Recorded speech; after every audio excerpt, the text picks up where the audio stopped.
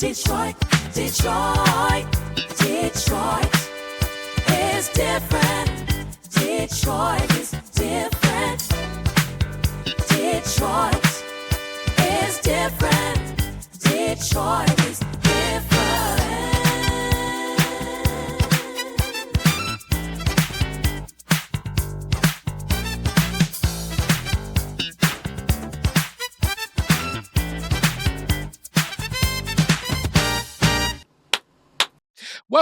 Welcome back to the Detroit is Different podcast studio. And in studio, I have another guest that's a return guest. And it was about this time going on. He was like, yo, I'm staying in the D when everybody else going upstate. He is the District 1 City Council member and also somebody that if you ever get a chance to have a conversation and learning some things about policy, kind of where we gonna pick up from the pregame discussion, you'll get it. James Tate, how you doing today? I'm doing well. I'm blessed, my brother. Thank you for having me back. Thank you. Thank you waiting for spending the time. Opportunity. Hilarious. I had a good time, man. Yeah, that was fun, man. So today we pick up kind of you talking about policy. You were like, it's a secret about a lot of people when it comes to policy. So we're talking in a lot of generalities because this is not everybody. I already see the Facebook comment where the person's gonna be like, me and my cousin. You and your cousin definitely do this. But policy and people. Yeah, man. The one thing I've learned over time is that in general, most people don't know and don't care about policy. What they want to know is, do you care about me? Interesting. And make my life better and get out of the way. Average person. They don't want city council or government knocking on their doors. They don't want city council or government, always sending them emails or texts. What they want is make my life better and get out of the way. And that's what we try to do. And the other piece too is make sure you're accessible. So if I have an issue or concern, I need to know that I can reach out to government, whether that is you, Councilman Tate, you, Mayor Duggan, you, fill in the blank, who has an official title. I just need to know that my government is accessible and responsive to the things that I have concerns about. And you can call it policy all you want, but just make my life better. And that's why I've always thought it's so difficult, especially in the legislative position of anything local. So not just city council, but also county commissioner. Yeah. Because so many people just really aren't understanding of the role.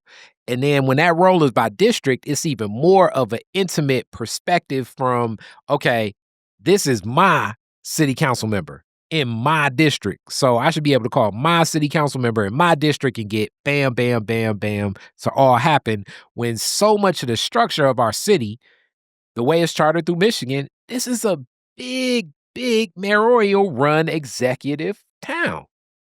Well, we can't just, so it's interesting you say that. So I host 3 community meetings every month. I've been doing that for about 13 years now. That's a minute. Yeah, it feels good though. I love it because it gives me a chance to connect with my folks. But people will say they want to know what's going on, but they don't necessarily show up, not necessarily in the spaces. When we try to break down policy and give people bite-sized chunks, in my office, what we try to do is do illustrations. We have meetings direct. And the other thing is having those meetings for me is giving me an opportunity to bounce off, pretty decent amount of the, size community. I mean, 65 or so people who show up at my coffee hours every first and third Friday. We have about 100 people who show up at the fourth Saturday District 1 monthly meeting. So we're not talking about, droves of people, but we're talking about a consistent group of individuals. And, we have about 20 or so who pop in and pop out every time. But this is an opportunity for me and my team to run by the community some things that we're talking about back down at City Hall. Things that they may not ever know, and not give them a document with like 12 pages, 100 pages, because that's stuff I got to read. Yes. That's stuff we got to go through, the whereases and the there shall be's. People want to know again, okay, now you went through all of that. How does that affect me? You got that right. And that's what I feel my role is, to explain to people how it affects them. But I also say, don't forget to do your homework. So I said this, and this is the way that I interpret it, but I'm seeing it from the lens that I see. I need you to go back, and I always give them the resource on where they can find that 12-page, 100-page document, because I think it's unfair for me to just say, just trust me. Trust, but as we say, trust but verify. Here's the information on where to go. And if there's other people who are giving you different perspectives on it, that's fine. Come back to me. That's why I say I need to make sure that I'm accessible, because then we can create that relationship where, I can ask you, how do you feel about it? How do your neighbors feel about it? Then you can also provide me, this is how I feel about it, and this is how my neighbors feel about it. So it's a synergistic relationship. That's the benefit that I've been able to have over the years. And it was very intentional in making sure that I kept that door open. Everybody in District 1 is not going to say that that's the case, because I'll run across people all the time say, I don't see you. Yes. I don't ever see you. Yes. Why don't you? And I can just say, I'm sorry, we haven't met before, but how can I help? Right? Here's my card. Here's my information. Let me take your information and let's go from here. But then I also challenge them. Hey, I host 3 community meetings every month. Been doing it for 13 years. Would love for you to drop by. If you can't be in the space, we always make sure that it's hybrid. So you can watch at home, listen at home, participate at home, because we also make sure if you have questions on the Zoom or questions on your social media, Facebook, we also read those during the meeting as well. So I'm doing everything we can to, there's always more that you can do, but I'm doing a lot to try to make sure that we have real, true engagement with the community. Okay, and from that engagement, let's stay in that space. I like where we at here. How do you take a lot of those comments and interpretations? Because a lot of the whereas and there shall be, my people, as much as the city of Detroit is chartered through the state of Michigan, Michigan is a part of the United States of America. The government of the United States of America is very litigious, meaning that it's very legal. That's why it reads and speaks that way, like ordinances and charters. It's not, it's not as plain, So how do you take into interpretation some of those comments from some of the people in community when they're like, look, this is what I would like to see? How does that go into framing and becoming something that eventually becomes an ordinance, becomes part of policy? I mean, just like that, I listen to them, and then I kick the tires. I'll give you a great example, and I haven't had a chance to do this yet, but this is a perfect example yesterday. So for 22 years, on Grand River and Greenfield, the Mammoth Building, which was the most recent name, 22 years ago. There you go. Then prior to that, it was Kingsway. Yes. Prior to that, for the old schoolers, it was Federals, right? Mm-hmm. So it's been there all this time.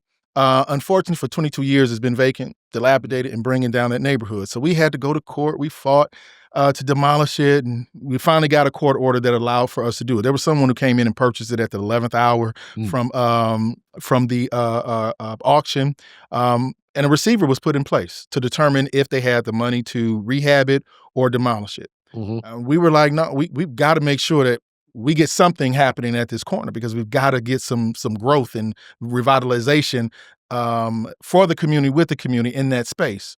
And they fought us on it, but the receiver said, nope, they don't have the money to do either one, to rehab or to demolish. So City of Detroit now, we've got fencing all around it. We're moving forward to demolish that huge structure.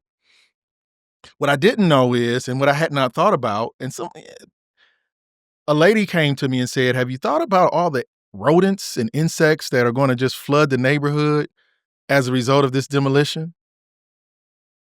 But I hadn't thought about that. All I've been thinking about is we got to remove this blighted structure that's creating an issue for the people who have been complaining about it for years in that area. Now I have to figure out how not to add on to that challenge with potentially, and I got to do more research on it myself. How where does the insects, roaches and things, and the rats and the possums, where do they go when these demolitions take place? I don't know, and I never even thought to think about that. And so that's now may not be a ordinance that I'm coming up with, but is now giving me more. It makes me more inquisitive about the process, to make me inquire more to the folks who are going to be doing the demolition. Mm-hmm. And if there is no thought that has been placed in it, and I'm able to go online and talk to some other folks and find out, yeah, in fact, what this woman said to me just yesterday is true, Now I've got to act.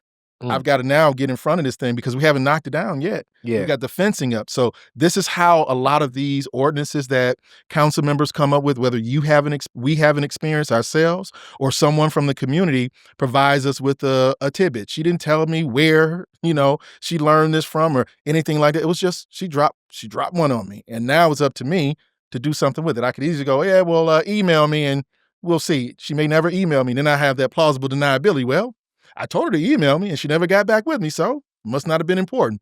Or I can look at it from the standpoint, yeah, she's busy. She gave me the information I needed to take it from that next step to the next step. And that's what I plan on doing. Literally, I was last night at a business mixer in D1. Okay, so these concepts are always taken into account when something can get written. What about when things are already engaged with community? We know definitely like tax abatements. Yeah. People look at that and say to themselves, all right, with already so much that the city is moving around, the resources and the scarcity that exists, just period, is key, especially in Detroit. So to allow less money to come in or to put money into certain projects from our city, justify that for me. Where does the resident voice when it's like, hey, I don't like this, how does that get taken into account when those key measures and votes are at play? So the interesting thing is it's all about how it's framed, to people, and what they understand about tax abatements itself, and about what that project is going to look like and how they believe it's going to affect them. While we may have a lot of folks who are saying no to tax abatements, there's a lot of people who say, yeah, we want to continue to see the city grow. And these are legacy Detroiters who are now able to say that I'm willing and able to invite people to my city because I'm proud of my city now. So when people talk about the tale of two Detroits, that fits in so many different categories, right? One, in terms of where the funds are going, tales of two Detroits, right? Some say downtown versus the neighborhood. But the other tale of the two Detroits are Detroiters who love the direction that we're going in. And then we have others who understand clearly that, yeah, maybe okay, some things are going in a better direction, but overall, we have a long way to go. And so you find yourself, for me as an elected official, I can't just listen to this one side. I've got to listen to both. I have to be reasonable about the things that that come before me, understanding that when this is all said and done, it's going to affect me 1/600th, if you will. But that project and those dollars, those affect the entire city of Detroit, not today, but for 30 years, 20 years, however long that abatement occurs. The one thing I try to do, though, is always explain. How you feel is how you feel about it, but I want you to understand we're not giving money away. These abatements are basically discounts, rebates, long-term, 14 years in a dollar amount. But we also have to look at, if you have a project, if you have a space that has been vacant for, again, 20, 30 sometime years, and we get these projects that come before us all the time. I'm the chair of planning and economic development. So these projects come to my committee first before they go to the rest of the council. If this building or this space has been vacant, and we'll just use a building's been vacant for 30 years. It's been vacant for 30 years for a reason. Whether it is because of the environmental hazards that are in it, whether it's because of the condition of the space itself, whether it's because of the workforce that is not able to, do the work that they were able to, or maybe they just don't want to be in that particular area. So there's always this is why for that particular development site. I try to explain that to them, and then also have them understand that if we don't do what we can to help close a gap for that development, like we would do with other developments, then it just doesn't happen. It stays vacant another 10, 30 years. And the pushback for some is, no, they're coming to the city. We see it all the time. They're coming because they see that we're actually in, and we're not the only ones. And this is the misnomer as well. Other cities also provide tax abatements to lure businesses in. The challenge that we have is that we have so far, to ride, had so much vacant property, so many dilapidated properties in the city of Detroit. So we had to do a lot more than some other cities do. I mean, we call it Rust Belt for a reason.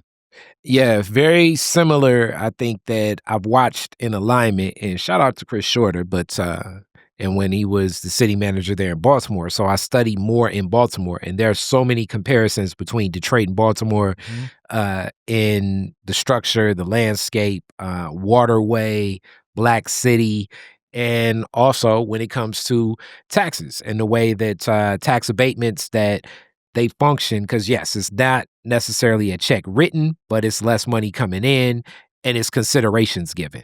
And this is the frustration, I think, for many residents, because during that same time, it's like, okay, corporations are given tax considerations, whereas residents feel as though they're being overtaxed in lieu of what keeps the city moving. Yeah. I mean, there's no way around it that taxes are how governments make their money. You know, we no one's donating money to the government saying, "Hey, just do this." It's a tax, whether it's property tax, income tax. It never feels good. The one thing we just got to keep in mind is that there's when you look at the city of Detroit, our tax burden is much higher than other places for various reasons. Very much so. And because of that, that creates a situation where the city, we can always say, no, we're going to hold out. Nope, we're not going to do any tax abatements. Not going to do it. Not going to do it. And then that thing doesn't get built. We've seen it and we've been there. So now we're at a point. Let me tell you this. When I came on the council in 2010, when I was elected, that was one of the first things I talked about as well. We're going to eliminate these tax abatements. Everybody says the same thing until you get to the seat and you see the reality and you actually talk to developers. And I'm not talking about the big dogs. I'm talking about the mom and pop developers, the brothers and sisters who I know who are out here grinding themselves. They're coming to us as well, asking us the same questions. And when I sit down with them, I say, okay, well, how would we be able to eliminate this? Not for your project because it's smaller, but we got all these big projects. They also want the same type of consideration. You're a legacy Detroiter. We want you to get whatever you need. We're going to do what we can. And typically, they don't really have a problem, these mom and pops that come our way. The real roadblocks happen when the big ones do come. So that's when we start looking for concessions. Well, you can't. So while we're in a position where we're providing you this abatement discount on your taxes, what can you provide us? Now they turn around and say, well, we're going to provide X amount of jobs. Or we're going to provide, if it's a housing project, we're going to provide a certain low income, which, or no, affordable. That's what it's called. Yeah, right? Affordable. Good point. Good point. Affordable, right? That's what they're going to say. So those are the things that we can get, because otherwise we don't get that built. We don't get that space renovated. And that may not sound important to those who don't live in that neighborhood, but for the people who live over there, you talk to them, they're ecstatic when they see that big thing come down and something else come up. And this is what makes this so tough, because it's not a game of Sim City. So if you're old enough, it was a video game, computer game that you used to pay where you basically could be the mayor of a city. You know what I'm saying? And then it'd be it's like, okay, I'm gonna put 5 football stadiums here. But even when you ran that, sometimes you put the football stadiums and not have parking and then they vote you out of office, But that is a video game. Mm-hmm. In real life, what those trade-offs become, it gets tougher. It gets tougher because that same barrier of entry and cost of doing business for the developer that is making a skyscraper exists for that person that want to put a fence in their backyard. Yes, sir. It's the same. And I'm still paying my taxes, but they not paying theirs. But they're paying their taxes? There's a reduction still. Remember, if we let if it's a privately owned space, we're more than likely only getting about $1,300 on taxes, period, anyway, a year, maybe $1,000. Once it's developed, those taxes go up. Now there's more money coming into the city. Yes, we did end up giving a discount, but what it did was it gave us an opportunity to actually activate that space. Some of them are totally for public good, right? I mean, all of it is not all solely for profit. It provides some level of quality of life for folks. Quality of life, but also solving some issues in a particular community. Sometimes it's community space. Sometimes it's beautification of a park. Sometimes it's housing. Sometimes it is, sometimes it's a restaurant, that also adds to, again, the quality of life in a particular neighborhood. So all of these things, we have to figure out, how do we manipulate the system that we have enough to actually have growth, to actually improve the quality of life for the people who live in the city of Detroit. And what happens in downtown is not separate from what happens in our neighborhoods. Those funds that we receive in downtown, those taxes that we would get from the income taxes, the property taxes, that goes into the general fund that affects the entire city of Detroit. And that's where sometimes the disconnect happens with the community. And when we're looking at these developments, when we look at the big dollar amount ones, if I am a big developer or developer peer, I'm going to go where I can get the highest rate of return on my investment. Where can you get that in the city of Detroit? Downtown, midtown, wherever you have the stadiums, the mass collection of restaurants, the riverfront. That's where you see those projects. We're not saying, hey, come to downtown, come to this area. They're going into those spaces because they're available and they know that they can get that a return on their investment. It's a lot harder in the neighborhoods. And also, as you talk about that, what's captured inside the Downtown Development Authority, when those spaces are there, and what has to get reinvested into that authority. Right into that area. And that's another one of those things that's like some of that needs to get to the neighborhoods. Yeah, so yeah, but I mean, how do we get more projects in our neighborhoods, period? That's the issue. Downtown is you travel around the world, around the country. If you look at downtowns in other cities, ours still is nowhere near where some of these other cities are. And tourism is also part of the financial tools of a city. And we've got to increase the amount of people who are coming into the city. That increases the number of people who want to move to the city and live in the city. And some of the people, that increases the number of people who want to come back to the city of Detroit as well. I have family members who moved out of the city years ago, said they'd never come back, and now they're back. Hilarious. And they are Black like me. So let me just say that. But it's all those things. I always look at it as like it's plate spinning. We got to continue to spin each plate. And all of these plates that spin, because like I say, this ain't some city. The decisions and the resources, like you say, some of these decisions will have impacts that'll last 30, 40 years. Yeah. And as we talk about some of those big impacts, which is, I think, more of an executive thing, but the taxes are just very high, the millage rate here, because a lot over the time that residents said, I want to vote for this, I want to vote for that, I want this for schools, I want this for parks. Like, we have a lot of millage here. So meaning like the just our taxes are very high.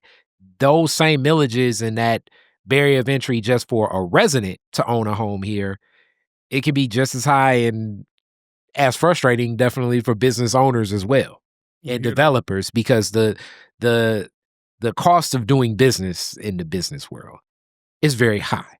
So many developers that I know, because you're right, I've met more over time doing stuff, but the ones I just even know, they say like, yeah, without some of the programming, it would be not just like quote unquote bad business.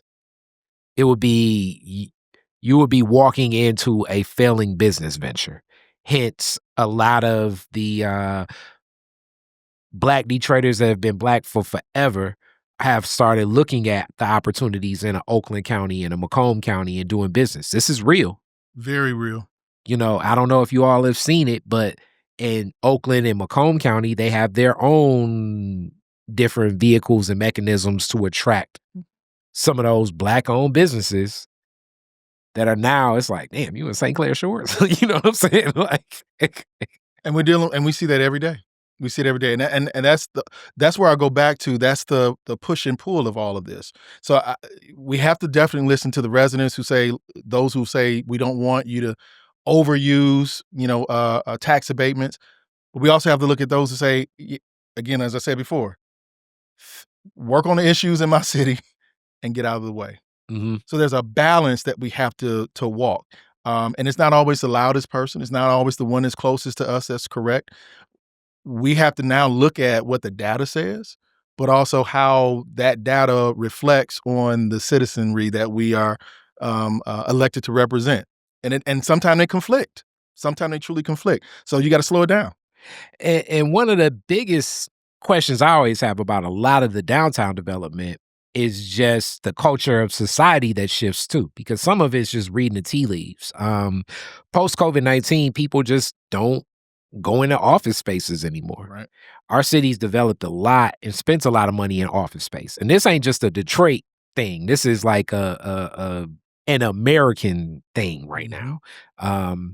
Even cities I know that are booming, like a Houston and Atlanta or Austin, like the lack of occupancy, even for the spaces where people are renting, it just doesn't feel the same. So like let's go into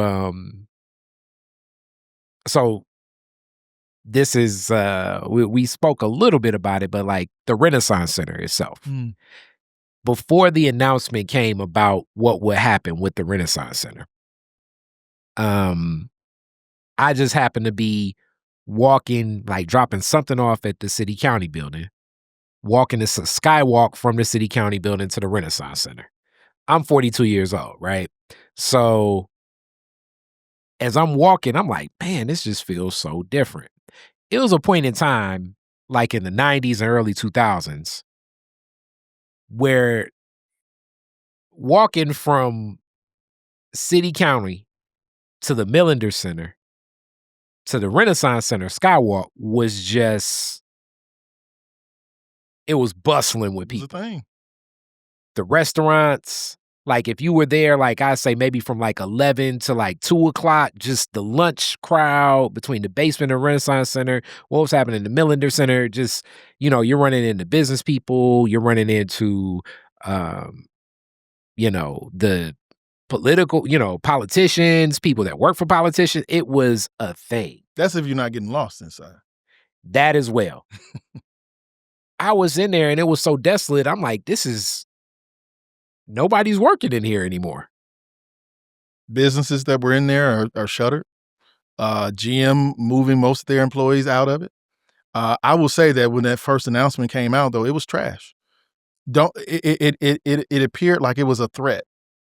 Either give us money or we're going to demolish it. And that wasn't so much to us. It was to the public, period. I know. It was very much a gunboat diplomacy type of discussion where what would happen. And I didn't like that announcement at all because that's how it's always felt, as though we're not considered as citizens. But being that I was just in there a couple days before, I was like, man, you got this amazing structure that was built at a time back to like that 30-year window, which has lasted more than the 30 years, but still, that was a vision for what was needed at the city at that point in time. Now, can I just say this, though? It was disputed even back then. It was definitely highly disputed back then, like anything would be. Yeah, very good, because they created a city inside of a city, right? Yes. That way you don't have to leave. But what about all these businesses that are out here, these small mom and pop businesses that are out here trying to survive and struggling, that have been decimated now that you have this huge... I'd rather be in there. Yep. And you can't really even get access. It definitely was not, the first structure was not as accessible as it is now. Arm around it, remember? That like a moat, keep you all the way out. Yep. And the conversations and all of this, it's like one of those political discussions that is so tough because even with the money and the investment, I don't know if like the office space is going to ever come back to life. A lot of corporate real estate has transitioned into residential real estate, which also puts other burdens on, like, this is macro. So we're talking Detroit, but this is an American thing, you know? So the people that own business skyscrapers now are looking at buying swaths of homes and selling direct to people, as people no longer really going in businesses or downtown. Like the 9-to-5 culture just... It's not the same. And a lot of our investment still lies within these structures. And a lot of what's dependent upon is, you know, what makes downtown is those those office buildings. What's so funny, funny's not the word, but what's so interesting about it is that we have some of these developers that have come and you know, when this is pre-COVID even, where it was office space, and it was really a premium on office space because you couldn't find it. COVID hit. Well, I'm sorry, take me back. they had deals with us, right? Those abatements. Now, here's the thing about an abatement. You don't get the discount until you complete the project. Mhm. And once you complete the project, ribbon cutting and everything, you get whoever, the amount of people you say were coming, that's when it starts to kick in, not beforehand. So there's no money that we're giving in advance. So we have developments right now that are still working on completing their project from pre-COVID. Because they were looking for office space, or the project was for office space, should I, as a council member, allow them to do something different? Or should I make them stick with the plan. office space? And that's what comes our way. We have people who are saying, no, you should make them stick with it. Well, that doesn't help the city at all. I can be honoring and say, you said you want it. Or do I try to, again, figure out what is the need in the city?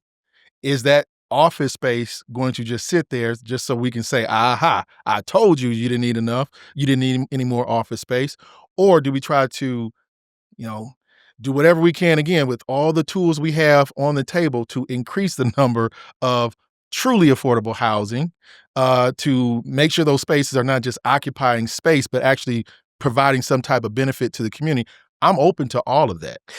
And that's one of the biggest questions I even had, where people say, like, you're a hater, even with the with the Michigan Central project. Because I was like, this is supposed to be like very innovative, leading in technology, similar to what's happening with the U of M space too. And a lot of the people I know that work in the tech and technology world just don't fit into an office building structure for culture.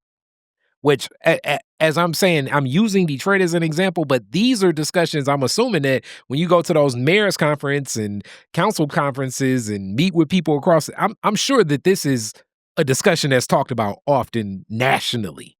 Yeah, I mean, we get it. I mean, but like I said, the thing I hear more than anything is my neighborhood.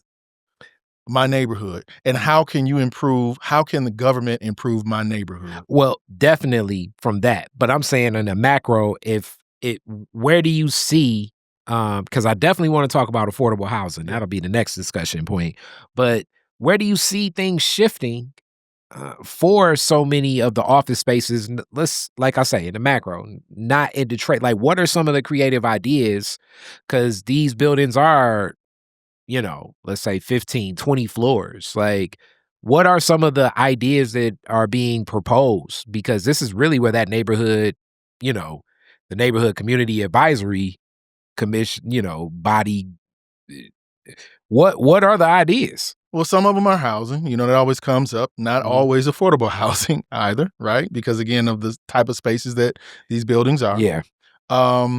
You also hear about entertainment venues. We're going to convert them to a state-of-the-art entertainment venue that, again, will help towards tourism, bringing more people into the downtown area, which is not a bad thing. I have to continue to say that. Those are the main things you're hearing, because those are the things that they're a little bit more easily convertible. You're not hearing about, we're going to create a market on the 15th floor, right, of a building. You're not hearing, we're going to create a school on the 15th floor. It's more housing and entertainment venues. You may hear about training. And then there are still some places that really want additional office space based on location.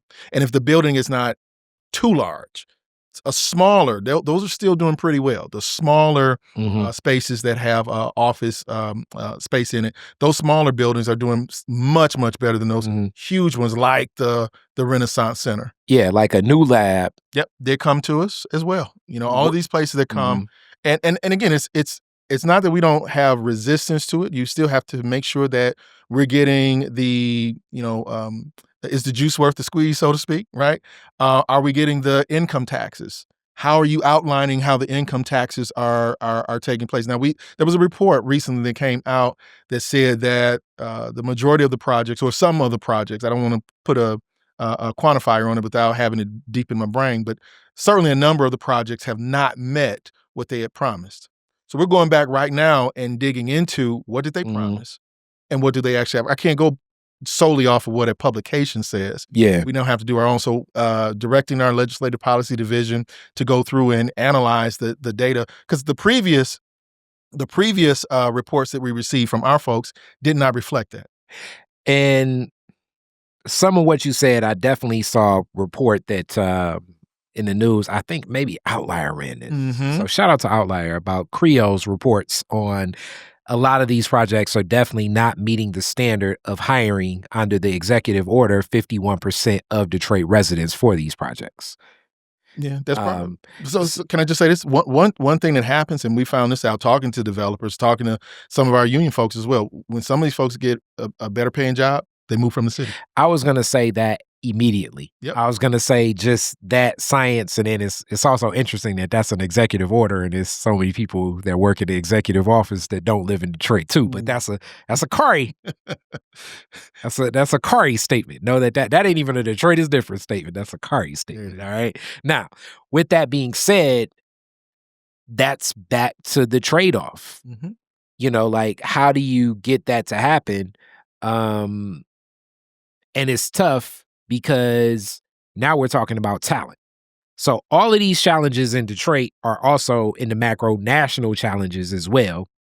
Look different, but still one of those things about talent and what talent will do, the skill set. And then furthermore, when talent gets to that point where they're ready to execute, you know, the transient nature of the workplace is so different because all of this really still, I think, deals with some of what we talked about in the office building space. And, you know, another conversation we had before the podcast about just, you know, the way, let's say millennials, definitely Gen Z look at work and culture. And I'm going to even go Generation X. I mean, because now culture just has shifted the way we look at work itself. So many of these projects that are built and developed are not having the traders that are hired, but it's also many people, like you say, you know, you get hired, you're working, and now you move to Livonia. Yeah. That doesn't mean that you're not going to go to that job anymore. So we'll get your income taxes still, but we won't get your property taxes anymore. So, and then it also works against that entity that was built that had that baked into their agreement. Their abatement agreement that you have to hit, again, that executive order, that 50%. It works against them, and it happens all the time. And we want people to stay, right? So we've gotten a lot of folks to say, well, you should incentivize people to stay in the city of Detroit. Start with employees. So, okay, well, when it came to the land bank, people often say we need to give people land bank homes. Have you seen the condition of most of these homes that are in the land bank? They're not in great condition. The reason why they fall into the inventory is because they've been a blight in the community. Now, some could say that the city of Detroit waited too long to lower the hammer on whoever owned that property, especially if it was an investment property. But the last thing you want to do is snatch somebody's home, especially if it's their primary home. That's not easy to do. And then when they leave the property, in many situations, you'll see, unfortunately, they get pillaged, you know, by other members of the community or those who come in from outside of our community into it, but they get pillaged. And now it makes it even more challenging to move that property. All right, years go by. If it's not dangerous enough that it's going to fall, we'll slap a sticker on it. The owner is still getting fined. What it means is you can't sell that property, so you have a lien on it. That's all we can do. We can't take your property because you're not maintaining it until it gets to the point where it's a nuisance. And so that's why it takes so long for us to get to that point. And I don't think we want to have a society where Detroit is just able to take your property because you haven't cut your grass or because you haven't painted your siding. I don't think we want to. I know I don't want to live in a society like that, right? There should be a very high level of a very high level of the litmus test got to be real strong to be able to take somebody's property, right? I agree. Which is so funny because all these challenges, and now you're getting into the spider webs. Like when people say you should run for something, I'm like, yeah, I like Detroit is different a whole lot more. Advocating and giving voice to this, so hopefully this is something that another person can have better understanding for, and this even helps me learn more. But the other spider web of this is, let's say you do take on the land bank house. And it's a couple on my street. Mm-hmm. One of the guys that work with me, he was like, hey, man, is this some land bank homes? I'm like, yeah, it certainly is. And the first thing I said is, I was like, I hope you know how to do some contracting and some development. Because if you don't know that, that's the other part of the You're now a developer. You are a developer, You're a developer. but the other elephant in the room for a lot of people that, and I have the studio and I have my house and I'm looking at other properties eventually on my block, but I also know that as these corporations have gotten into residential homes, it's harder to find people to contract even on homes. Because it's like, I would rather do 60 roofs than one or two. Absolutely.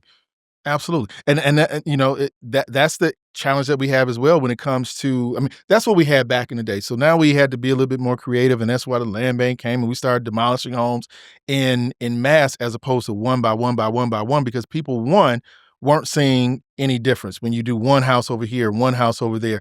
And I was asked the question, is it anything that you would do differently? All these years later. And I would say I would have certainly on the front end scrutinized the demolition of these properties. That was a tough one. Yep. And I scrutinized it more. And as I've said it, I definitely have not been like people know. It's certain things about the executive office that it's like, it gets under my skin. But in the world of just savvy political move, it was one of the most savvy political moves I've ever seen. I mean, it's still a lot of into what happened with a lot of those demolitions, and other people have, I don't know where investigations go with stuff, but it's some stuff in there. But for a lot of the seniors that live on the block in the communities I travel, that was one of the yep, do it. That's where I was going with this, right? So from the folks who live 3 blocks, 4 blocks, 3 neighborhoods away, that's the worst thing in the world. How dare you tear down that property? It could be rehabbed. It could be this. But when you talk to people who live right there in that neighborhood, on that block, they want it gone. Now, they applauded the hell out of that. If you're only offering them demolition or keep it, they're automatically going to say, get rid of it.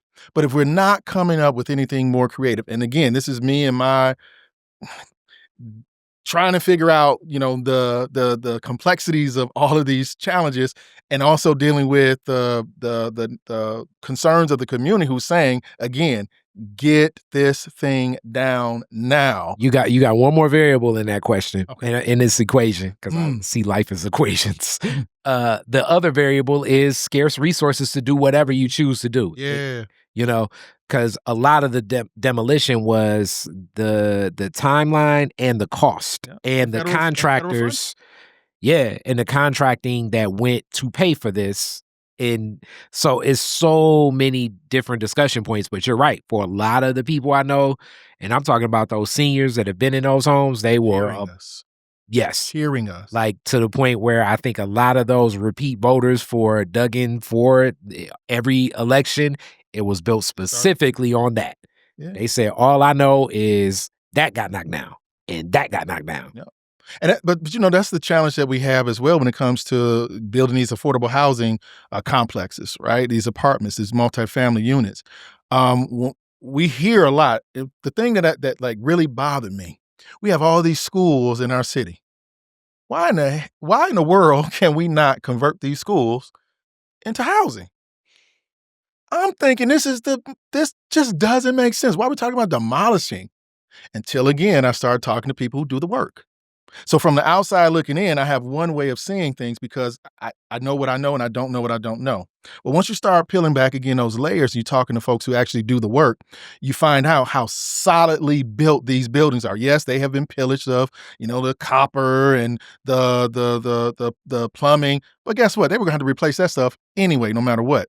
The challenge that they have is being able to manipulate things in a way where they didn't have to. Classrooms don't have plumbing. They don't have a shower in every room. None of them, right? So, but what we will have in every apartment is plumbing. So now you have to go through that concrete. Now the cost goes up. Because we're not talking drywall. We're not talking about these empty crawl spaces. We're talking about solid concrete that you're going to have to drill through. You're going to have to remove. You're going to have to then take out and dispose of, and that's another cost as well. So all of this drives up the cost. And then before you even talk about any of that stuff, you got to abate the asbestos. That's a couple $1 million right there. So that now changes the game all the way around. And so that's why we've seen those properties sit dilapidated for so many years, because we put them out to bid to developers. We're like, look, we'll give them to you. They're like, no, we're good, because of those challenges. And then here's the other. We always talk about the different layers. Here's the other layer. When you go into a neighborhood, because we've been here and we've seen it as a council member, and you have a proposal of moving an affordable housing complex unit, multifamily unit, into a neighborhood, you get NIMBY. Not in my backyard. There are folks who say, yeah, I believe that housing is right. I believe that we should do more as a community, but put that somewhere else. Don't put that in my neighborhood. Well, yeah, affordable housing, drug rehab centers, even like safe houses for domestic violence. Like, these are things that people say, I need that in my society. I just don't want to live next door to it. Sir. And we can't put that in. Why we can't just relegate them to industrial areas. You know, I've got a situation in my district right now. Won't name any names, but this complex went up, and it is very high profile, and it's in the neighborhood, in the community, and the neighbors and the apartment complex, there's some friction there. The people with the single family dwellings who live there, because one of the things is, you have now gotten rid of my skyline view of the city, right? And I'm not talking about downtown skyline, just I'm able to my see neighborhood. My neighborhood. You've gotten rid of that. Now I have people who are able to look into my home, because, and I'm not one window, but all of these windows, they're looking at me. Yeah. Dealing with that.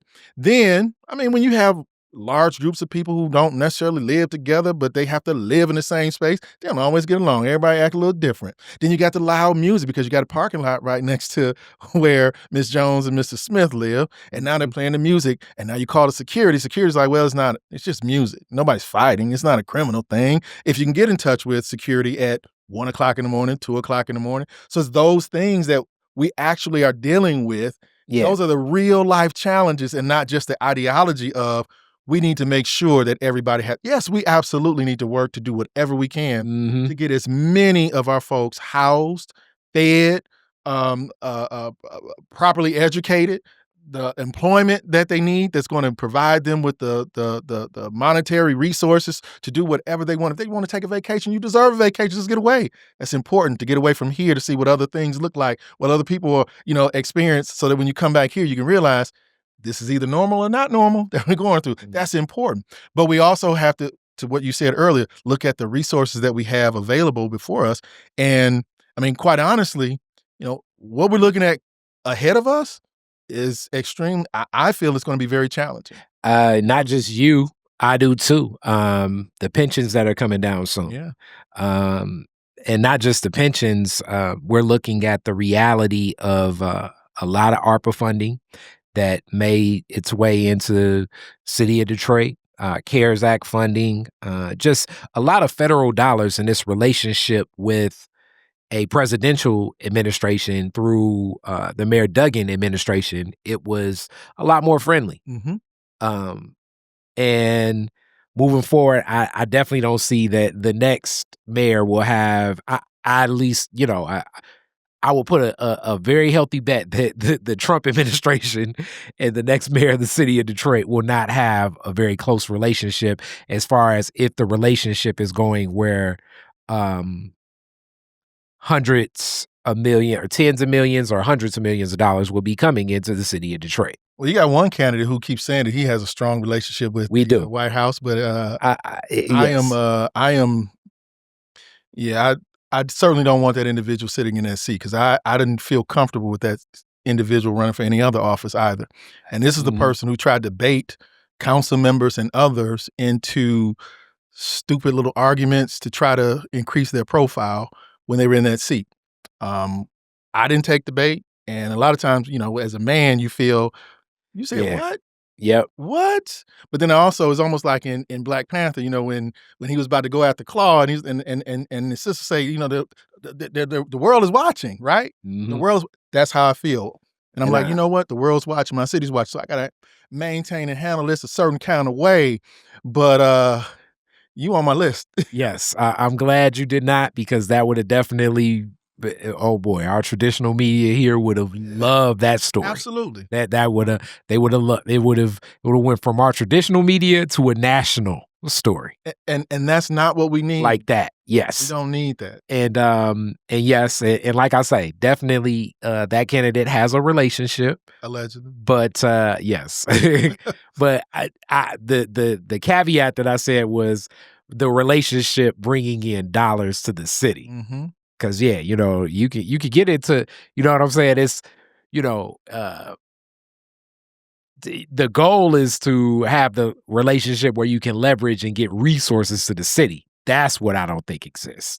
So, I mean, because of that, Detroit's headed for a very, I think that this is, the analogy I always use is like this executive is they're gonna be playing Uno with very few action cards. Mm. So they may have like 2 sevens of different colors. They may have a skip. But other than that, it's like you better know how to play that Uno hand. That's kind of how I see it for those that know how to play Uno. But let's take it to another classic black game. Spades. If you playing spades, it's like you got your cards and you got like maybe like 4 spades, and with them 4 spades, you got that jack. You got a couple kings, but you're not. This is one of them like, okay, depending upon how you do it. Yeah. You could have 3 in a possible, but you easily could wipe out. Yes, sir. Yes, sir. And that's part of the reason, honestly, that kind of fuels me to keep going because I want to be a part of. I've been blessed enough to see just in this short period of time of 15 years, different iterations of the city. Yeah. I may have talked about this before, but it's I'm always amazed, and I'm just again so thankful and blessed.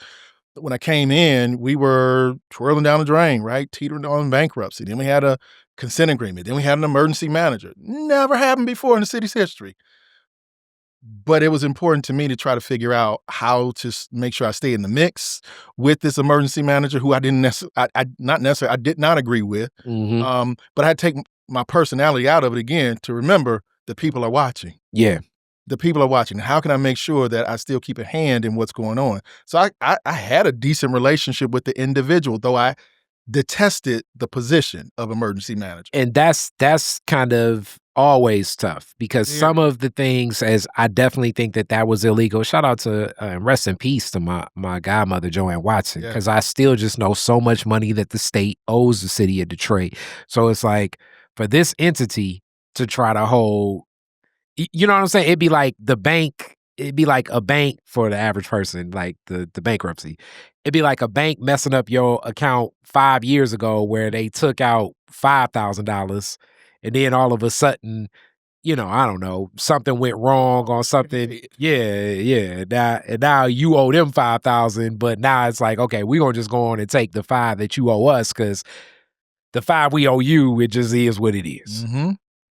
Yeah, that was a very tough period. And when we talk about how community felt, that was deep. I mean, there were situations where people jumping over tables, at us, trying to get at us, screaming. And I'm like, I'm not your enemy.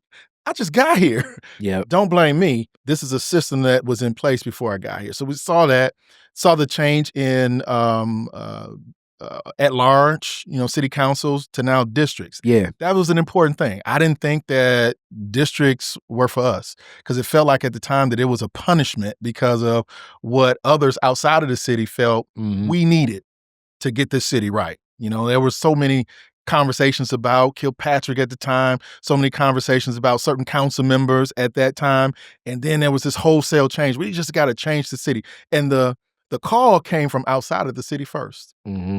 And then you start to hear slowly people in the community saying the same things like, oh, wow, no, I don't want this district thing. Stop. I don't want something that somebody else is telling us we should do. Yeah. That was me on the front end. Now being a district council member for the time I have been, I think it is awesome. Wow. I love it because it gives people an opportunity to actually have an individual to hold accountable for their representatives, right? When people in the past would send mass emails or emails to all council members at once, right? I've got this issue about fill in the blank. You send it to all 9 council members. All 9 are not going to respond to you. Mm-mm. And sometimes you wouldn't get a response from anybody because I'm gonna tell you just for me. I would go, well, I don't know that area. That's not my area of expertise. That thing that they're reaching out about. They send it to 9 people. Somebody will take care of it. And it probably was each and every one of us who thought that, and nobody took care of it. So then now that resident who sent an email to everybody, and we may send an email, say, thank you, we received it. That's what the office manager does, right?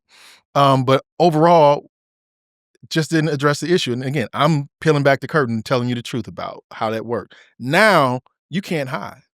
There's no hiding. You got to learn about all the things that you didn't know about. You know about the nooks and crannies within your district, within your area. There was a street called Carl Street I'd never seen before in my life. I know where Carl Street is now. And I've lived not too far from Carl Street my entire life. But now sitting as the representative, and someone called me from Carl Street because they had an issue. I went out. I'm like, this street ain't nothing but 5 houses on the street. But now I know what Carl Street is. It's on. Now we're visiting Carl Street, going over, being a part of the community. That would have never happened at large. I would have sent somebody, because it's in my area, sent someone deal with the issue, and we keep it moving because we got the entire city that I now have to address. And let me say this. Those things that I'm talking about are not even city council responsibilities. And that's the other part of, everything that, exactly. That's what's so tough. Yeah. It's like, the role of being a city council member really is legislative. Totally. So it is the budget and ordinances and policy and reviewing the contract. Yeah, that's what it is. That's it, period. But that's nothing that the residents expect of you. Nope. They want it all. And I'm okay with that because I signed up for it. And I know what I expect as well from my leadership. Now, because I'm living in this world, I'm able to go, okay, that's a legislative body. That's a executive function. I get that. But for the average person, remember what I told you, average person doesn't care about policy. Yeah. They don't even care about what your title is. They just know I voted for you or I didn't vote for you or you're in office. You're in government. You are supposed to be doing, you work for me. I hear it all the time. I pay your taxes. I pay your salary.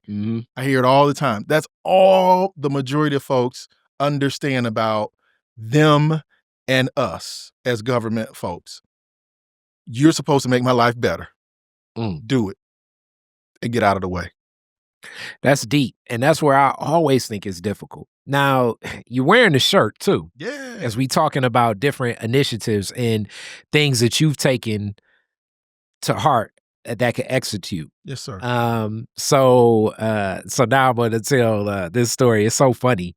Because we've had a relationship since, man, it's hard to think. Like, your first run into office. I was like, man, Tate got in office, right? And I was like, ain't that something? That's a minute ago, right? Yes, so I got an email from someone working in your office that saw some Detroit is Different content that I did with Dr. Lovejoy about just the stressors and what happens with mental health and the ways that mental health has so many impacts on just everything else in a person's life, but more so the experiences of being Black in America and the stressors that puts on a person's mental health. So it was a very interesting interview, and it got some legs definitely like in academic worlds and also like spaces where people look for studies. So somebody from your office emailed me like, would you be interested in partnering with James Tate? I was like, that's my guy. So like it's whatever, however we want to connect. And it was similar, but also really focusing on how you connect to a lot of the Black men in some of those challenges, as it's even more studies and things and other works. And shout out to Jeff Jones and Hope Village and some of the projects that we've done. Just those stressors that we're talking about, that impact everything else that's going on. Why do you bring this forward, especially with so much of your history that you've had in council, but just in life? Why was this important for you? So it's been important to me long before I was on council. But it is now time. I feel that I'm more comfortable in even talking about my own journey, mental health journey.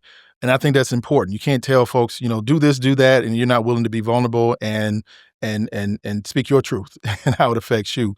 Um, I I had a situation that happened a number of years ago before I was on council, before I was at the police department. Mm. I was engaged to a young lady, and we were engaged. She was wearing my ring, and we were about to get married 9 months. At that point, I reached out and called her, and I couldn't get her. Mm. And for 3 days, I couldn't reach her, and that was the Wow. craziest thing. Now, she got my ring on, man. Mhm. Can't reach her, and she lived with her parents, and I went by her parents' house, and, her dad, first thing he said was, "Yeah, I like you, son, but I'm not sure what's going on with you and my daughter." And I'm like, "I don't know either, so can you tell her to call me?" Right? Um, and she did call me, she said she was in the hospital. I said, "Whoa, yo, why didn't I know? I'm coming to see you." She's like, "No, you can't come see me." Mm. Um I'm like, "Okay, so wait, what's happening?" Long story short, she was cheating on me with a doctor. Mm. And what made it worse, it was a internship at the hospital I helped her get, right? Oh, man. Um, so that really like jacked me up. And it's funny because there's some things that some people go through that it's not a big deal. They're able to move right on. And others, this is a roadblock, and it becomes a real impediment to their growth in life. And I became an alcoholic. I started drinking, Mm. drinking strong. And again, like I said, it's pre-council, so I don't want nobody reaching out, say anything about that. But it was pre-council, police department. But I was a functional alcoholic. Nobody knew outside of the people who, other than I would drink with. I would be at work every day, Mm. not come to work smelling like anything other than whatever cologne was on me at that time. And but my brain was scattered, man. It took me to a place where I did not know what was right about me. I felt I was broken, I was wrong. Something was wrong with me because it came out of the blue. Didn't have an argument, no nothing. And I was trying to figure out, how do I get whatever kind of swag back that I had, while I still had to put on this face for everybody, while I'm still self-medicating at night with my 2 Rottweilers on the side of me as well, while I watch Monday Night Raw and, Nitro at that time. That was my life. Every day, wash, rinse, repeat. And it all came to a head one day when at that time I was working. My off days were Wednesdays and Thursdays. And I drove over to my cousin's house, and I was just blew out. I was drunk. Mhm. It was about noon. Fell asleep on her couch, on her Mm. sofa, on a Wednesday. Woke up about hour or so later. Still had the cup in my hand. Didn't waste not one drop of the drink that was in that cup. But that was that moment that I realized I can't do this anymore. Mm. And I realized as well, all that time I could have hurt somebody while I was traveling from here to there, with all that in my system. I could have damaged myself, which, to an extent, I am dealing with some issues to this Mhm. day because of the high volume of alcohol I was consuming at the time. But what happened was it created this sense of anxiety inside of me that I didn't have it before. And one thing, and mine comes out through sweat. Outside, I'm just a warm body person anyway. I've always been that way, but mine comes out through sweat. And the one thing, back in the day, I'm 50 years old. They used to have a commercial and say, "Never let them see you what? Sweat." And I would be at the council table, Mm. or this is, most recently at the council table, but the first time it really, really hit me. I was at a store, and I was buying a tie or something. I can't remember, but I was working at the police department. And that's when I was the spokesperson for the police department. And I was behind the scenes, trying to be behind the scenes. I never wanted to be like this On person. camera, Yeah, I yeah. never want to be a council member or any of that stuff. That's not what I want to do in my life. Um, when I was standing in line and someone said, "Hey, ain't you my man from TV, right?" Because I was at that time I had done a couple of interviews, Mhm. and it was just something happened. It was a flush of just heat just hit me like I Mm. just jumped into like a volcano, and I started pouring sweat, and I Yeah. couldn't stop. And in my brain, I'm going, "You good? You good? You good? What's wrong with you?" And I didn't know what was happening with. And then the guy who said, "Hey, you my man," he's like now pointing out to other people, "That's my man. That's what's his name? What's his name?" And now it's even worse. I had to retreat, go to Mm. my car, sit in the vehicle, turn on the air, high as it can go. Mm. and try to calm myself. I tried. Got out the car, went back in. That vibe just wouldn't shake. So I got in the car, went home. But it was from that point that I realized, man, this is real, whatever the hell this is. I don't know what it is, but it's real. Therapy,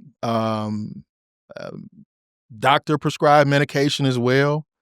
And now here I am 20 plus years later, still on my journey, trying to figure it out.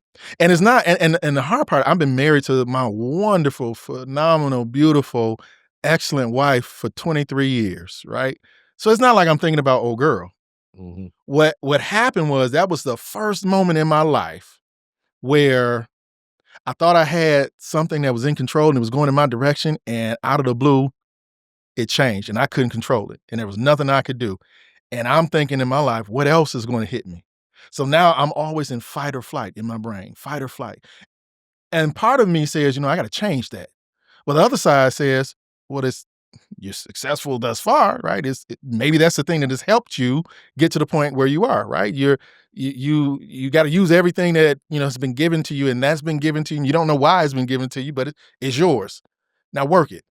And maybe part of it is me being able to share this message. So that's why I didn't want to just have a campaign about mental health without coming out and being vulnerable. I've just really told this story maybe about 5 times. Wow. Period.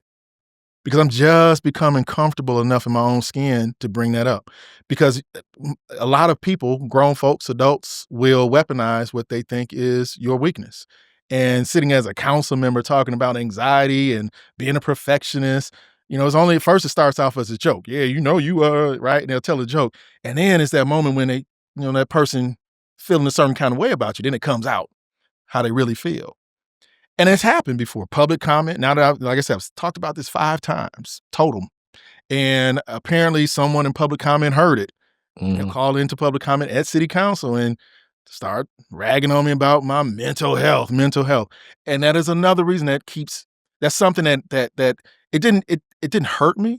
It did the opposite, encouraged me. Because if I'm a sitting city council member who said I'm going to, divulge and be vulnerable and express how I feel and what's going on with me, and I get hit with a senior, an elder who called in and said that. If I get hit with that, what about these brothers and sisters who don't have all those tools that I have been provided throughout my life and have it accessible to me now? If I need to, I can go pay for a therapist, right? I can do that. If I can go because of my health insurance, go to the doctor and get prescribed medication. But there's a whole lot of brothers and sisters who can't do that. So what can we do first without those resources that I currently have at my ready? What can you do to calm yourself in that particular moment? What can you do, first of all, to recognize that, yes, something may not be going right with you today, but that doesn't mean that that's the end of your story. You can do something to change it. And if it's not immediate, that's how life is. Some things you just got to keep working at it until it flips itself. And I'm still at that point now where I'm looking for it to flip. It's gotten better over the years because I told a group this the other day. Was, since May is Mental Health Awareness Month, so I've been going real hard this month on it. But as I told that group the other day, I'm not where I was. I'm not where I want to be, right? Mm-hmm. But I'm still along that journey. I'm not going to stop until I get to that point. And this is my heart being poured out to the community, trying to create that change. Because just having, memes or just telling people mental health is important, or it's okay not to be okay. We got to go deeper than that. And I look at it as maybe this was placed on me as an opportunity to help some others who are going through their thing. And I say I'm thankful to have a platform to have this type of conversation with folks, because at least 3 times that I've said, given this testimony, if you will, publicly, I've had people come up to me and say, man, you told my story. That's deep. You told my story. There was one woman who said that her story, which, a little different than mine, was her story, but she said that her husband, the person who she was in love with was killed. Mm. And she has not been able to love her husband of 32 years, give him all of her heart, because her heart was with him. Now, again, very different, but still the emotional impact of being able to testify and tell what your story is and your vulnerability, it gives others an opportunity to like reach back and go, wait a minute, maybe that's what's going on. I love that you shared that. So first, so much to unpack with that. I'm going to share this with you. One of my favorite comedians, and he talks about his anxiety and his journey. He just dropped a comedy special. I'm going to share that with you too. His name is Sidney Castillo, and he calls it "My Cup is Full," because that's the language where it's like, look, your cup is full because of a lot of the anxiety of dealing with grief of the passing of his brother and his father and his mother, experiencing and being a survivor and struggling with cancer. And it's just a lot on him. And then other elements. But just from a comedic style, I like the way he writes. But I'm going to share that. And I think you'll like that. But I've heard him. I need to check that one out. Oh, definitely. But I can relate to it, right? Because every day I deal with other people's problems. Yes. And put my own on the back burner until it comes until hey, you can't ignore me anymore. Yes. You can't ignore me anymore. You want to still ignore me? Watch this. Now my blood pressure done gone up. It is Right. is so, and then it's also like the arc of just being a Black man and the role we play in society, no matter what, of being like keeping this level of calmness and cool. Cause like you say, they're always looking. Yeah. You know? Yeah. So it, a little bit's like that another comedy thing, like the what's that, the Key and Peele skit where it's like you got like Obama and then you got like how Obama, yes, you know what I'm saying? It's like you have that, and the other layer is just in things that I've connected with, because for the longest of time, it was hard for me to get better understanding of depression and anxiety. So this is the Kari Frazier definition. So I don't know how to connect to you, but in my life journey now, and a big part of the last couple, like 3 years, I was big in caretaking for my aunt, my mom's sister. So in caretaking for her, looking at like experiencing Alzheimer's, also it would be some of the depression and anxiety she would face. And I could never really understand it. And I was always thinking like, okay, if you're taking meds for this, you take meds for that, and just getting the balance. So she really had like the longest conversation with me about it. And it finally hit me, like, I think anxiety is wrestling with and the fears of what could happen. And a lot of depression, how I define it, is wrestling with the fears of what did happen. It's spaces and places where they kind of intersect. And I definitely saw that more and more with my aunt, where it ended up impacting me where it's like, oh man, you know what I'm saying? Of like those pressures, because so much of it is projecting of just the handling of like, will you die? Will you live? What if this happens? What if that happens? It's like none of these circumstances being negative, even if they do come about, we can handle it. Even the way you said with the city, you said, hey, I came in, it was bankruptcy. We were dealing with emergency management. We were dealing with, we've already. COVID, don't forget that. Yeah, COVID. We've been down 5 touchdowns before. Yep. It's a way to handle it. Yep. But the pressure and the fear as it builds up in your mind of when you down 5 touchdowns, that can be another level of overwhelming for most people. Yeah. Especially like we say, and I bring back the man perspective, because that societal lens is, people want to see a man a level of control. You got some ideas. It's like, this can happen and that can happen.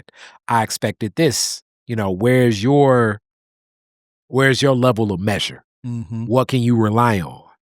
And that's where I definitely think deep breathing plays roles, meditation plays roles, counseling plays roles, prayer plays roles, having those circles of trusted circles, I definitely think plays roles. But when we get into men, and especially Black men, all of it can be so tough, because the natural pressure we always feel of what role we play in society that never was designed for us. And are we even measuring up to that? Yeah. And for me, it's like, I always have this sense that I have to be A100 perfect. on everything. Yeah. Right? Perfect for myself, perfect for my family, perfect for my community. And so I often tell folks, you can't beat me up more than I beat myself up on a regular basis. So no matter what you say, that's still not what I hear in my head on a daily basis. So that's why those comments don't hit me as hard. Mhm. And I do my best, and I've been, again, along this journey. I'm talking to my people as well.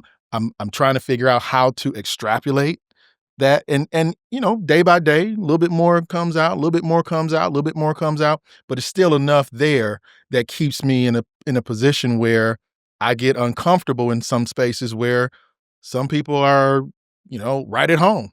And like I said, I think to an extent that has helped me be the person I am, but it's also, in some ways it may have prevented me from doing and being some other things and people and that I could be, at that time. But I'm not mad at it. And it kind of even goes into the arc of like even the way we're presented what heroes are and how they function. Like, I'm, shout out to the Pistons and Isaiah Thomas, but like I'm from the media projecting Michael Jordan as A good guy. this is a winner. Yep. But for Michael Jordan, it really wasn't about winning. It was more so he hated to lose more than winning, because that's the other part. As I, and not just me, but you've uplifted this, me and many, so many other men I know, like we don't ever even really sit back and say, wow, that was cool. You know what I'm saying? It's like, it's going to be your wife. It's going to be your lady to say, wow, you did this, you did that. Like I put up my 100 and I'm like, post like we're like top 100 podcasts. And I'm like, yeah, this is going to open up the door for other stuff. But it's hard sometimes to just get a man to step back and say, 1 second, I did do some really cool things. Yeah. Bro, you just told my story, right? So during COVID, I was losing my mind at that time, right? Blood pressure high. I'm trying to figure out how to save citizens, get PPE and all this stuff while I'm still trying to figure out how to keep my own family safe, right? Get them PPE. It was deep. So I started, I saw this treadmill I had in my basement. This treadmill had survived 3 floods. Hilarious. We live in the city of Detroit. Hilarious. Right? Survived 3 floods, but it was still going. I said, let me get my tail down there and start, just walking. Let me just get my brain focused. Somewhere else. Got a little TV down there. I'm watching TV, watching one of those YouTube videos where I'm walking somewhere. So I'm like, I want to go to Rome, man. I want to go to Egypt. So I'm walking, right? And I lost a little weight, and that was cool. So that kind of got me into being more physically fit, and it gave me an understanding that what I do with my body and the movement of my body and what I put in my body also affects my mental, right? So I then transitioned because my knees started acting up. Yeah, there you go. I earned 50 last year, right? Hilarious. Shout out to that. 5-0. 5-0. So I started riding my bike. Right, I had this little video bike before because wasn't familiar with sizing the bikes and none of that stuff. So then I went to the bike shop right down the street. He's like, no, man, you need an XL size bike. Hilarious. So I got my XL size bike and I started riding. Fast forward to last year.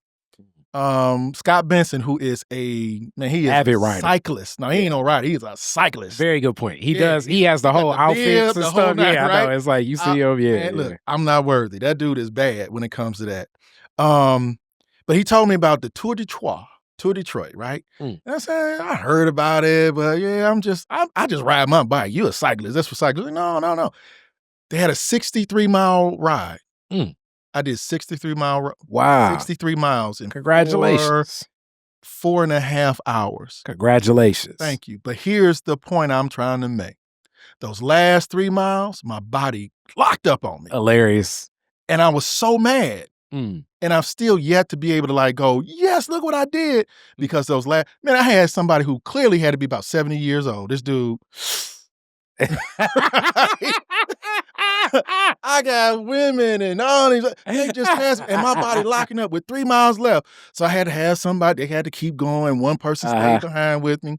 But I finished 63 miles. Yeah. So for me, there's a little yay, I did it because it was something I said I was going to do.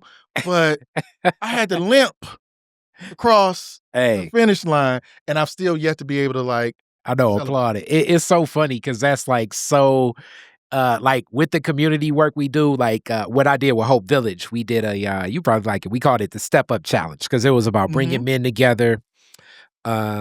We brought men together in talking groups and we fed them vegan food because it's really about camaraderie of men for the mental health. Yeah. And also you wanted them to do something physical. So what we decided, I was like, I know men and their ego, like my marketing mind.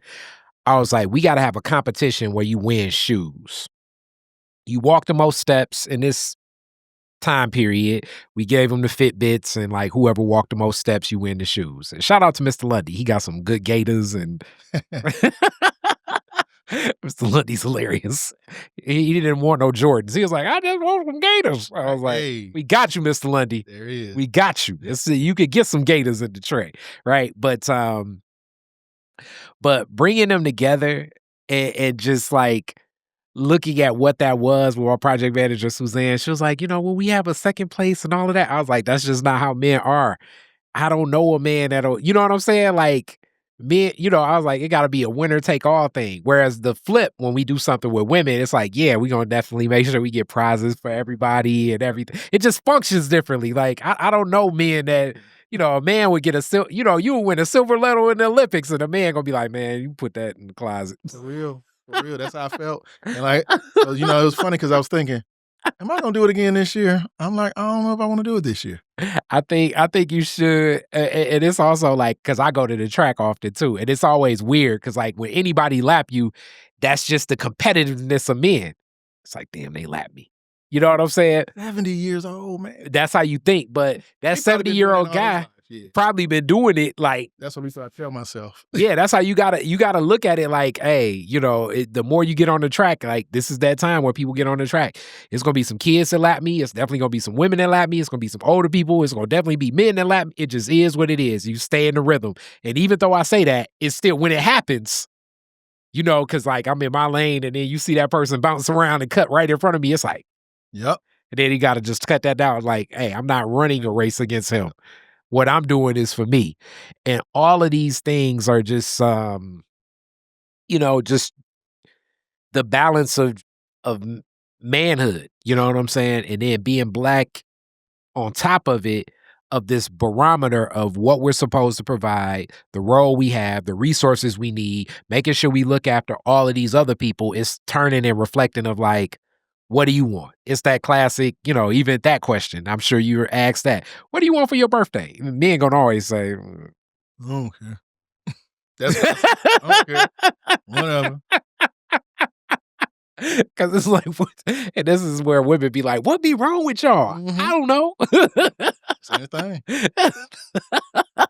What you want? Whatever you want to do. You know what I'm saying? You want to do that? That's cool. You know what I'm saying? And whereas, you ask a kid, even a boy, it's like, I want this and I want that. Yes, sir. I want that, and that. Something happens in the growth and the transition of a lot of those expectations, the anxiety about it. It's like, I put this in the world. Will it manifest? Will it come back to me? So you even walking these steps and being vulnerable enough to that, it's those conversations, I think, collectively where you can move closer to a more balanced approach to life. Cause you could hit that wall and it could all snap.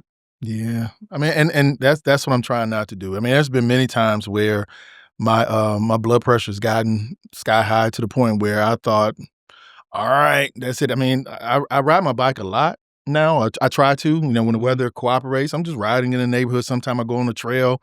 That's my time to myself where I can, take 2 hours, hour. That's the only challenge with it, right? To really get a good one, you got to take some time. Yeah. But that's my time.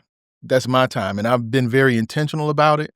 And when I can be selfish about it, don't mess with my time. I don't have my phone on. I'm not having a meeting while I'm, talking. Biking. None of that. That's me and my time. And when I'm in the neighborhood, what's interesting is people pulling you to the side. I got my helmet on, right? Because I'm safety first, right? Got a helmet, got glasses on. And they're like, hey, Tate. Now, again, that's a beautiful thing. I am not complaining because my people in my community want to wave at me, want to call me over, ask me a question. As an elected official, someone who represents people, that is love. But that's my time. So They'll call me, "Hey, Tate." Now wait, keep it moving. Mhm. Or sometime, honestly, I might act like I ain't here, right? I got you. But Right? you gotta That's my stay in time. that zone. That's my time. Eh I'll double yeah. back. Mhm. I'll talk to you later, that week, but Mhm. during that time while I'm on my ride, that's my time. I'm being selfish. And sometimes it takes that, and even in that space. What have you what has been the response so far of the program, and what's the vision? How do people connect? Yeah, so far it's been real, very positive. I just want to make sure I explain to folks too, first of all, I'm not a clinician. I Mhm. don't have letters behind my name, so you're not gonna hear all the beautiful talk that some folks are going. All I can tell you is how it affects me and Mhm. my journey, and how I'm trying to encourage you to at least be aware of your mental health. Now, what you do and how you do it, there's a multitude of pathways. Yeah. Multitude of pathways. So I'm not telling you to do the thing that I did. What I'm telling you is it's important. And I say protect your crown because it's when you talk about protecting your crown, any nation, right? So if we want to look at analogies, the Mhm. nation that you have, usually the ruler, and we're trying to get one here in the United States, but the ruler has a crown. That's what they call it, the Mhm. crown. And when the crown falls or the ruler is captured, it now allows for the people or the body to be susceptible to threats. Mhm. Same thing with your mental crown. You got to protect your mental crown because as soon as you let that go, it makes your whole body susceptible to so many threats that are coming in. That don't mean that the threats aren't there. It just now makes you more susceptible to those particular threats. And now, and what we say is protect your crown and all the way down because again, it's not just your thoughts. It's not just your feelings. It's also what you put into your body and the movement of your body. So you got to protect your crown and all the way down. And we've got a song. I've got a theme song. I don't know. Did I share that with you? No, but send that to me, and Yeah. then I'll put that in the mix of Yeah, like it's we'll hot too. intro with that I instead think of you my appreciate it. usual. I Okay, think you cool. appreciate it. And we're gonna be doing some more stuff like that. Mhm. And so we're trying to be more. I'm not a government guy. I'm a government guy because I work in government, but I've never been indoctrinated by Mhm. government ways and things like that. So I'm always trying to do something a little bit different. More creative. Trying to be right because I'm a Mm. creative at heart. Yeah, well, talk about it. My degree is in radio, TV, film. It's not Mhm. in poli-sci or Mhm. history or any of that stuff. It's communications. I worked at Channel 7, early on in my career. Earned an Emmy while I was there as well. So I'm always thinking creatively. So we're doing some real creative things. I got my team, my new team. They're doing a great job. We're going to be doing the videos, and I consume a lot of YouTube videos. I'm that guy, right? Mhm. And I see these videos where they're people just walking again, just walking. You can see nature. A lot of people don't get a chance to just experience nature because we're always doing this, doing that, running, or just sitting, one or the other. Either we're ripping and running or we're just sitting dormant, not doing anything, or on the computer or on the text, on the cell phone. And so we're going to be doing some videos. We did a couple of trial runs where we're doing walking videos in the neighborhood, just letting you see what your neighborhood looks like, Mm. what the community looks like. We're not just going to be in downtown on the riverfront. We're in the neighborhood, right at our parks.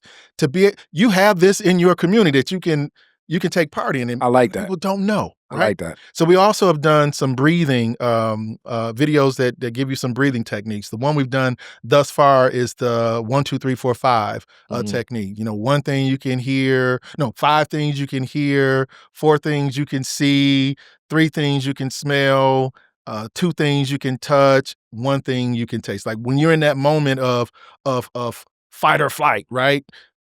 Pause Mhm. and go through the motions. But there's so many different ways, breathing techniques, box breathing, Yeah. it's so many different avenues that people are just not exposed to. And they're just, they explode.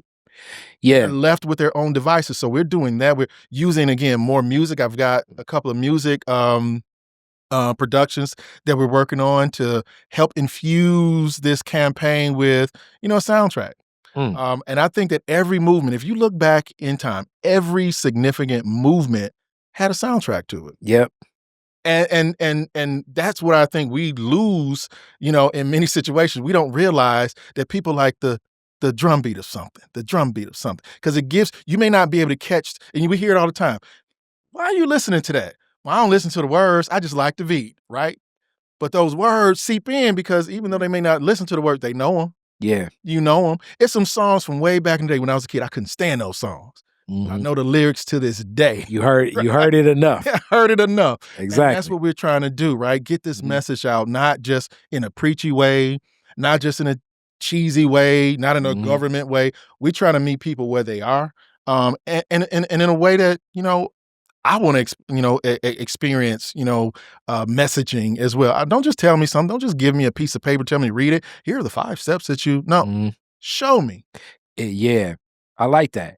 I mean, I'm very interested in, like, I know we're going to collaborate on this somehow because the office has said that, and I don't even know, but, I love coming up with creative things. And I definitely see Dr. Lovejoy being a part of it, but some of it just like, asking those uncomfortable questions, like, when's the last time you've applauded yourself? When the last time you gave credit to yourself? Because usually, definitely, when you ask men, it's always going to defer back to their circle around them, and I know this is the other pressure of society, because it's like, because men got egos. So it's like, yes, there are some of those, but usually the self-reflective, like how we view ourselves.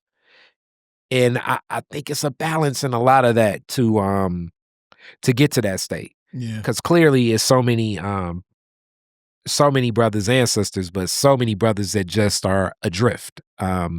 As I often uplift my sister, shout out to Dara. I was talking to Dara now. It's like we've been having these debates our whole life where Dara sees things from definitely a woman perspective, and I see things so much from a man's perspective. I was like, it's a reason why the largest population of homeless people are Black men in society. I've said this on the podcast before, because in my running the track, it's a couple old dudes that used to run the track at Northwestern when that was opened up. Please open up Northwestern again. But and it hit me, and it was so tough where like the 2 old dudes on the track, and one of them said, I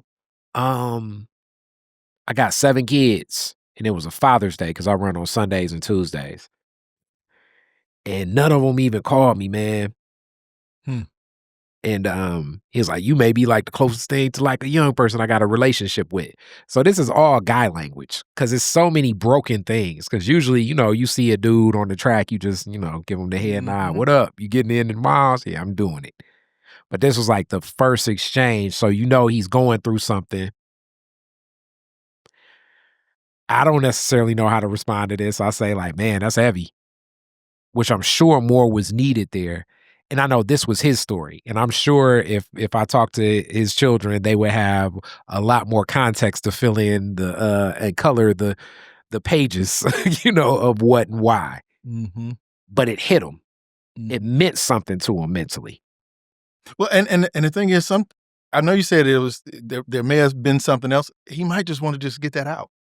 That could be it too. He might have just wanted to get that because he didn't have anybody else to share it with, and because you all didn't really know you didn't know each other very well. It was a safer space. Didn't lose anything by telling you. You know what I mean?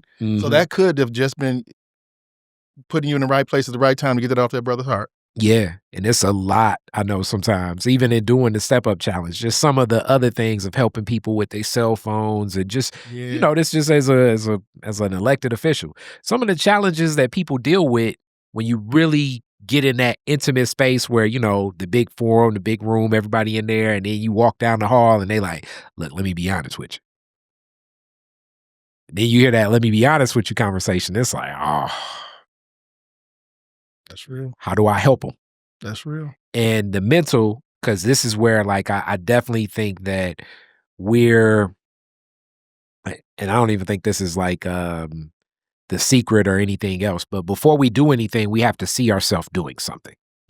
So hence the mental plays a big role. Before I took on this interview, it's like, oh, I want to interview Tate. Like I see the vision of it. Now how much I'm going in depth with that thought process. So if you have these traumatic breaks through anxiety or depression or just not processing what you're dealing with, you're not, it's like a TV that's like the screen flashing every now and again. You may keep watching it, but it's like, something seeping in. Yeah, and I'm speaking, as much as I'm saying this, I'm speaking really from myself too, and balancing. So I'm not saying this as in like, I've researched this and this is like third-hand information. I validated it through kind of sharing these conversations. So definitely having more of that balance, the relationship between breath, the relationship between, as you say, like that meditation, sometimes taking time out, or the physical activity, it's all interrelated.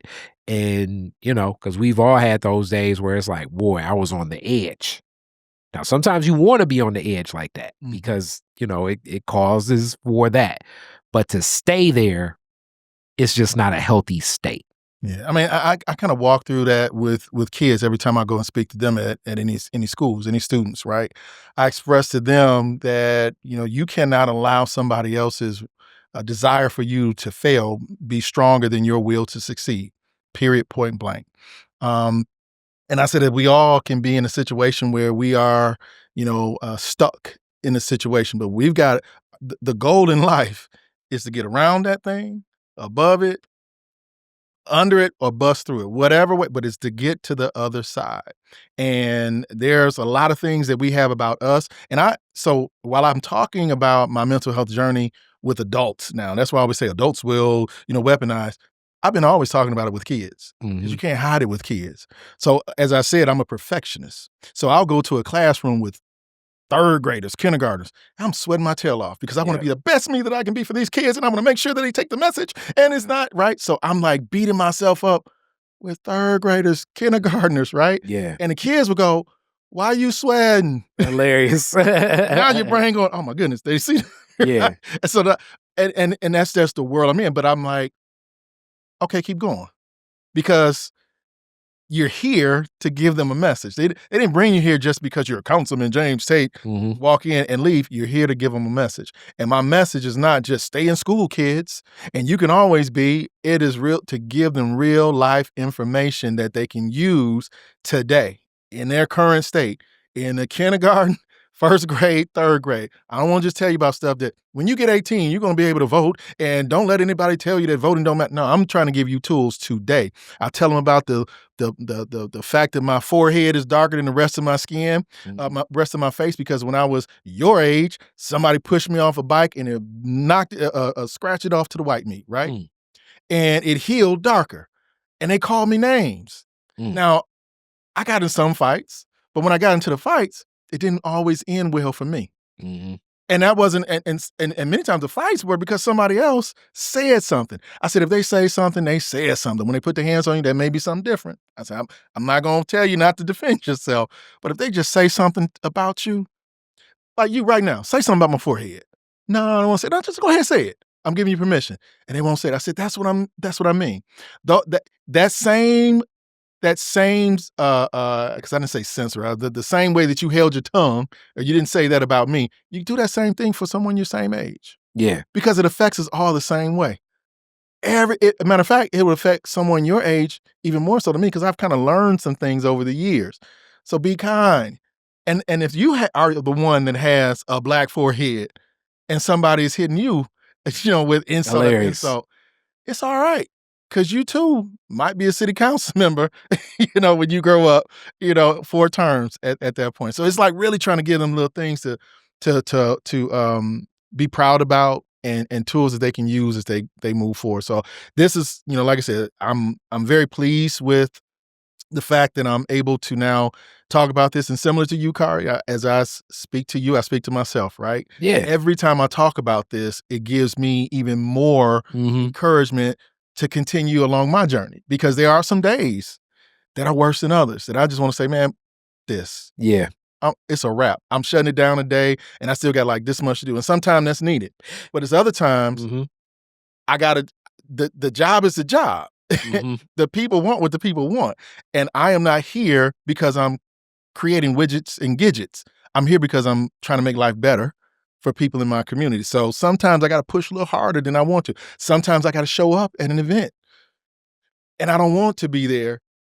And these are my people. I love my people, but I'm not in that state where I want to be there right now. And there's other times where I don't show up because I need to protect my crown at that particular moment and apologize later. But I've got to work with what I have at that particular moment. I'm going to say 2 things in that same reference, in that same space. Like, So this is really, and now I'm gonna push this into that mix. So I know that I'm gonna deal with this, and this is a tough one for men. Taking the victory lap of life, as much as I love Nipsey Hussle, you know what I'm saying? And it's so interesting. He dies like within a year window of dropping that album, and he was talking about the marathon and everything building to something. Taking a victory lap for men, it's tough, but it's more needed. So hence what I've tried to do more of is like embrace some experiences that are for you, like the biking, because it's going to be needed. So you need to tap into certain parts of life that are definitely, you can't live in your pleasure center in life at all as any person, but things that you can walk away saying that was something that I truly appreciated. Similar to you said, like they're going to remember, how can you help my life? In life, it's going to be those experiences. This Generation Z is big on experiences. What are those experiences? How do they connect? Like even concert tickets now are just, astronomically high. But the way that people putting together concerts now, the experiences are just different. You're not just stalking the stage anymore, right? Yes, the rappers, the rap era of yes is no longer it's no longer a dude and 15 of his homies on stage. And you're there to be in the crowd experience, the show experience, including augmented realities and different things like that. So it's like I think that those moments in life are sometimes needed, whatever those moments may be, for whoever you are, whatever you may collect, wherever you may go. Because I think in those moments, now you can like grab onto something that it's like, okay, this may be rich. So that could be the football game. That could be, getting your vinyl system and you start DJing in your basement again because you used to DJ back when you was DJing. It could be whatever that arc may be, but definitely having a space and place and being, as you say, I guess guilty or selfish, or I don't even know if those terms, but knowing that part of your person is so much a part of even the way you're going to interact with everybody else in life is so big. Having those victory laps, having that accomplishment, being proud of yourself these are just like, I know natural and it sounds very simple, but it's very tough. And I'm going to tell you this. Me and my homeboy Mike Will, shout out Mike Will. It's this journal that it's a guy from the UK and a black man wrote it. It's so funny because I gave one to Yusuf and Yusuf said, man, I don't even like them people that he started with. I love Yusuf. Dr. Shakur, I should say. But it was like a daily journal. And in this journal, you were supposed to rate your day every day. And then I started sharing it with more men, and this is where I realized it was so tough. On average, I would be between like a 6 and an 8. Mike would be kind of like between a 6 and an 8. I gave it to other men, they'd be like 4 or 5 or something, and you're rating it from 0 to 10, right? So I started asking more men this, which led to nobody ever said 10. Then I started asking men, okay, and even asking myself, what would be a 10-day for you? Don't know. And that I didn't even necessarily know. So then you have to think to yourself like, okay, what parts of a 10-day for you? You know what I'm saying? Yeah. Because you got to really think of if you had the perfect day, if you were Ice Cube, really making today was a good day. What would be your dice game to drop in a triple-double playing pickup basketball? You know what I'm saying? Mm-hmm. What would that be? What is a 10-day for you? And it was so tough to even get men to even live in the fantasy of it. It almost caused some anxiety for some of the dudes I know. Yeah. Which I think this connects to mental health because it's like if you're mentally living in a life where you always are feeling as though you've never reached a level of success, what type of state of being am I just even functioning with dudes? You know what I'm saying? That whole Malcolm X saying the biggest fear is a man that feels he has nothing to lose. That's right. Which is a lot of truth in that. Very much. You know what I'm saying? So that's one of the things, just even talking through in this, I think it's definitely going to deal with that, because it was surprising to me how men would rate their days. But it's funny you say that, right? So when going back to my bike riding, so as I started to do a little bit more, I wanted to kind of track how far I was going, Yep. 'cause I'm like, yeah, I want to see how far. So I get a little app, free Yep. app, but I get a free app. And as I'm going through the app, it's asking, what day, what do you want to call this ride? And then they ask, what is your mood? Mm. And it gives you awesome, good, fair, not so, right? And then long. So I went back and I looked. And you tracked all your days. Yeah, but yes, and I would definitely do that. At first, I saw a whole bunch of awesomes. Mm. And now I'm at good. Mm. And there's been some fairs. Don't have any awesomes anymore. Wow. And I don't know if it's the excitement of this is, oh my goodness, this is something new that I'm doing, and I'm actually good at it. I'm finding out that I can like separate myself from something. It's like getting my mind off of things. That was at that moment. Or is it that I've gotten comfortable with riding now, Mhm. and it's just a part of who I am along with everything else, right? I really observed that, because I'm looking at every time I'm going, this is a pretty good ride. I can't say I feel awesome. Good, Interesting. good, Interesting. But when I look at when I first started, like the first 3 months, I would have some goods. Most of them were awesome. That's why that says a lot in even the way we're wired. Because we know as men, the thought process is always like, you got to enjoy the process more than the results. Yes. But have we even applied that in our own lives? Yeah. Because the awesome shouldn't be, but just knowing, I think, how we would think similarly. It's the timing, it's the workout, it's the burn, it's the that. But the awesome should have all those other elements. Did you get out? Did you honor the fact that you rode as long as you did? You got in your community. It's fresh air. You on your bike. That should make it awesome itself, like on a certain level. But then it's like, is that really awesome? But it wasn't even so much the ride. It was my mood, period. Oh, the mood, period. Yeah, not the ride, the mood. How was your mood? Interesting. And again, it goes back to, it's some days where I didn't want to ride. But I still took my tail out there. And by the time I got out, I'm like, yeah, I'm feeling good. But at the end of it, it's like, what was your mood? Good. Yeah. Good. Because I don't want to say it was bad. Mm-hmm. It certainly wasn't awesome. So, good. Whereas when I first started, man, this is great. This is awesome. Same ride, same person doing the same thing for me. But I wonder psychologically myself, internally, have I just settled into that this is just kind of what I do. And it's just like going to work. It's like, cooking dinner. It's just what I do, as opposed to I'm actually making a commitment to myself and to better health, mental and physical. I don't know if I necessarily see it like that anymore. It's just now, all right, let me do this. And if I don't, then all these bad things are going to start happening again. My blood pressure again. And when the blood pressure hits you, for those who don't know, when your blood pressure goes up, it just jacks your whole day up. My eyes get blurry, head start hurting.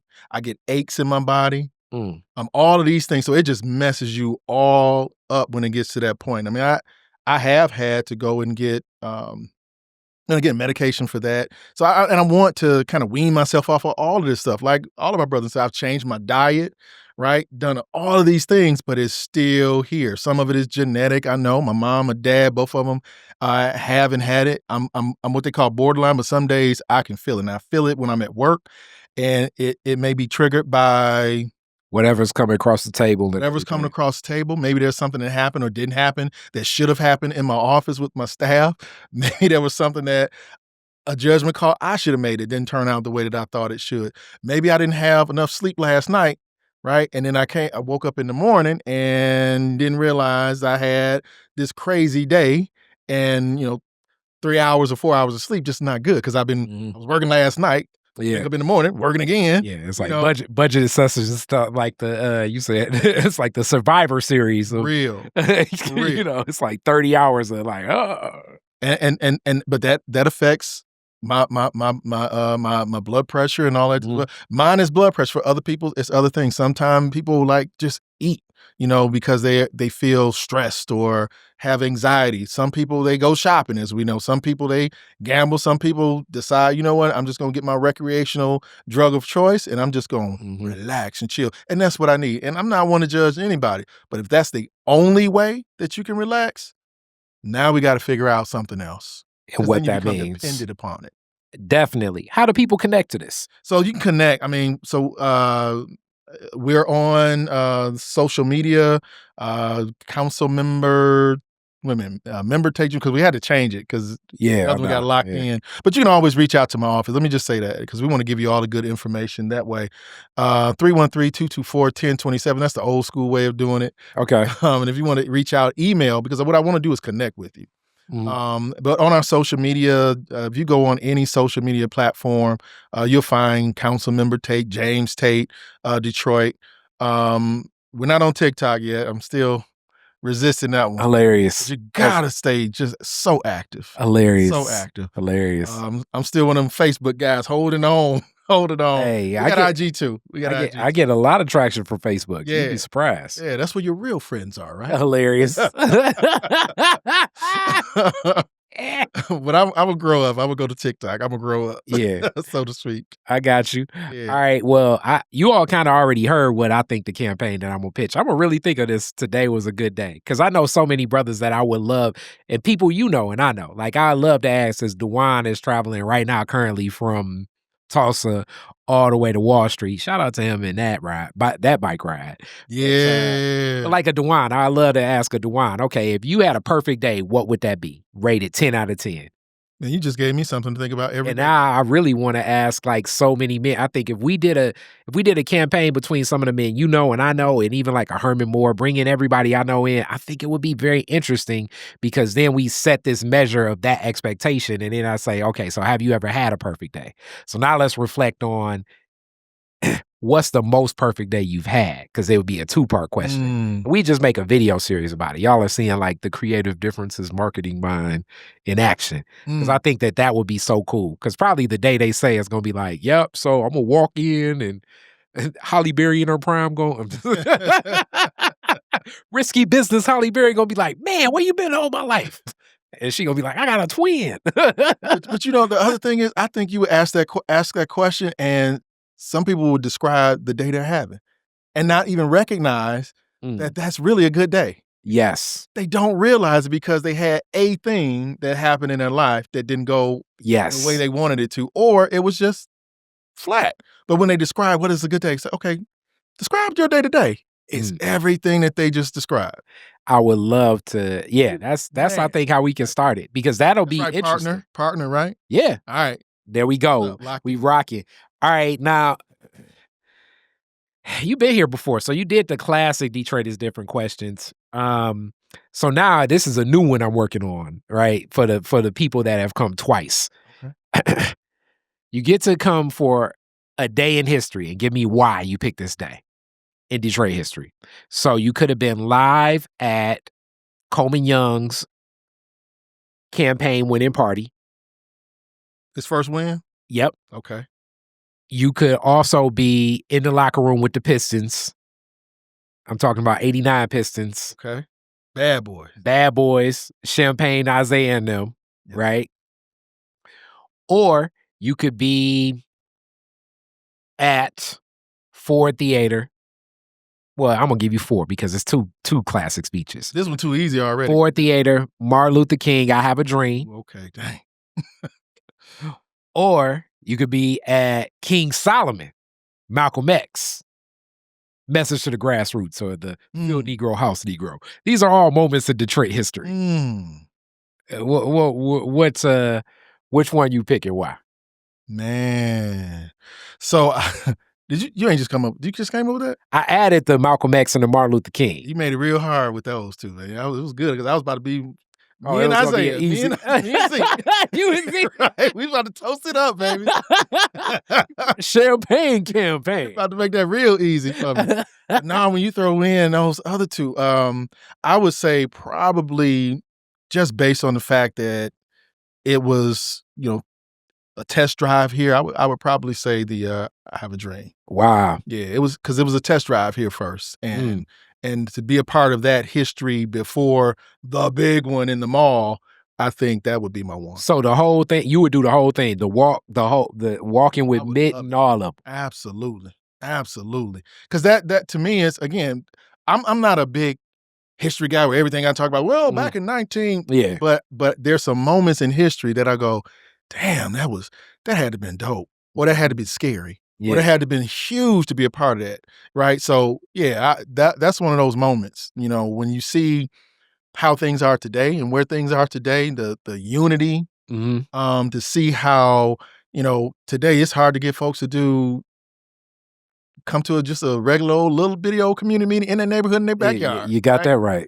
Yeah. And these folks are walking in the summer, hot weather, in their Sunday shoes, right? Suits and dresses, and not a short distance either, right? Mm-hmm. And they're doing it for a reason, for a Yeah. cause. That is where I would love to be back in that space of time, just to see, just kind of to just talk to folks and ask why is this important to you right now? Yeah. Not knowing, what I know now today, right? Why it's important, but why is this important to you right now?